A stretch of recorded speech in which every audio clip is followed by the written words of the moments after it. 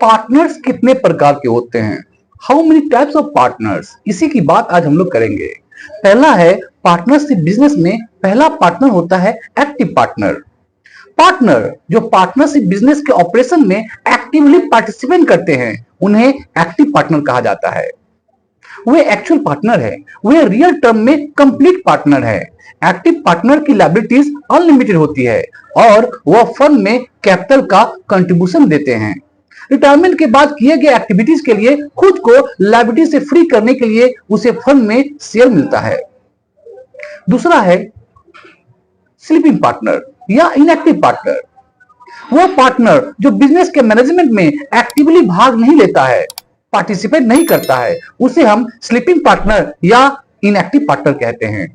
Inactive partner या sleeping partner केवल capital का कंट्रीब्यूशन देते हैं और फर्म के प्रॉफिट या लॉसेस में हिस्सा लेते हैं।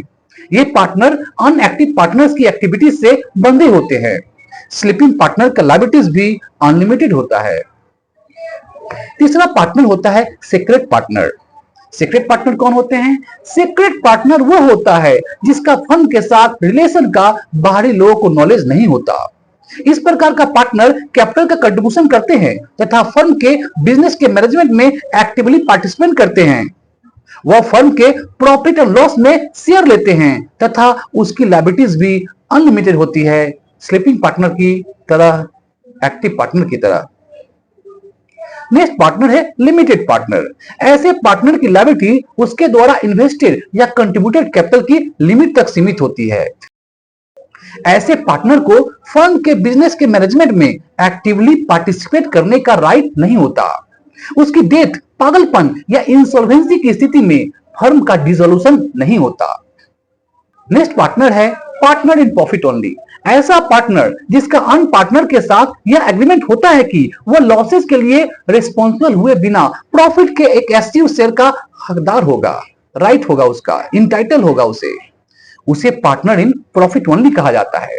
ऐसे पार्टनर को मैनेजमेंट में पार्टिसिपेट करने की परमिशन नहीं होती, लेकिन उसे थर्ड पार्टी के प्रति सभी लायबिलिटीज को फेस करना होता है।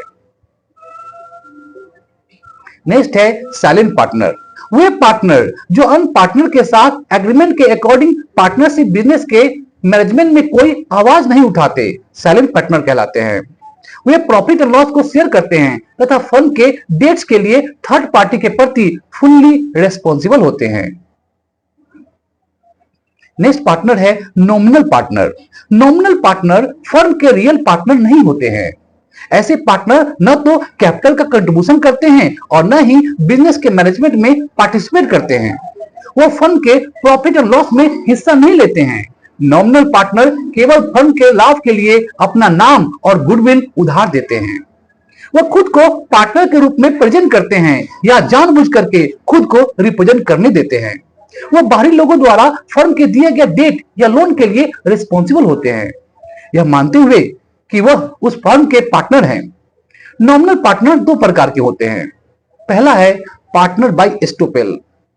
पार्टनर बाय एस्टोपेल क्या होता है? एक व्यक्ति जो अपने रिटन वर्ड्स या अपने स्पीच या अपने बिहेवियर से खुद को पार्टनर के रूप में प्रेजेंट करते हैं, वह उन लोगों के प्रति रिस्पॉन्सिबल हो जाते हैं जो इस तरह के रिप्रेजेंटेशन के बेस पर फर्म को पैसा देते हैं, लोन देते हैं। वो अपने पिछले कार्य के कॉन्सिक्वेंसेस से बच नहीं सकते हैं। इस प्रकार के पार्टनर को पार्टनर बाय एस्टोपेल कहा जाता है। मान लीजिए मिस्टर एक्स पार्टनर नहीं है, लेकिन वे मिस्टर वाई को बताते हैं कि वे एबीसी इंटरप्राइज नामक फर्म में पार्टनर है। इस आधार पर मिस्टर वाई फर्म को 10,000 रुपए का माल बेचते हैं क्रेडिट में।